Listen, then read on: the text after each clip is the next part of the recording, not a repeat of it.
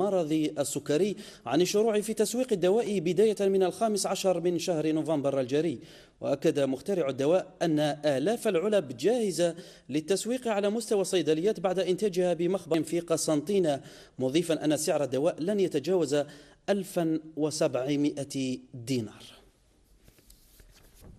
On a passé toutes les étapes, donc on est en production et dans quelques jours inchallah نكونوا في الموعد ويكون produit en commercialisation في les pharmacies. À partir du 15 on pourra couvrir quelques pharmacies. 6 ولايات اللي خصصناها le premier quota inchallah اللي هي عاصمة الشرق قسنطينة، عندنا عنابة، عندنا باتنا، عندنا العاصمة الجزائر العاصمة، يقدر يكون في على مستوى الصيف، وفي الغرب وهران عندنا سياج اورون يعني، ويكون في غليزان، وهران، تلمسان، 3 ولا 4 ولايات يعني باسكو سي ريجيونال.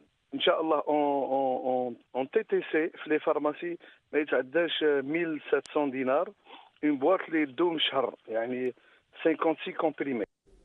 وبخصوص تسويق الدواء في الخارج، قال مخترع المكمل الغذائي لداء السكري آرش بي إنه تم التعاقد مع شركة سعودية بشكل حصري لتغطية سوق الشرق الأوسط في انتظار إنهاء المفاوضات مع شريك من أمريكا الجنوبية ودول أخرى. احنا متعاقدين مع شركة في الخارج مع سعوديين. الشركة هذه اعطينا لها يعني الاكسكلوزيفيتي، وهي متكفله بالشرق الاوسط باستثناء الجزائر وتونس، كامل الشرق الاوسط، ورانا في مفاوضات على قاره افريقيا وامريكا الجنوبيه. احنا نتفاوضوا بان نزيدوا ان شاء الله نكملوا لهم حصريا لا ريبريزونطاسيون.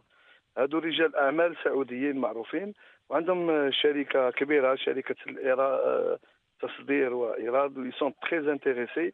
حنا اون بريفيري نبداو بالشعب الجزائري، ابخي 2 و 3 موا تبدا ليكسبورطاسيون ان شاء الله. واليوم بالذات جاونا ناس من انجلترا، اطباء من انجلترا، رانا نتناقشوا في كيفيه يعني تسويق المنتوج الاوروبي.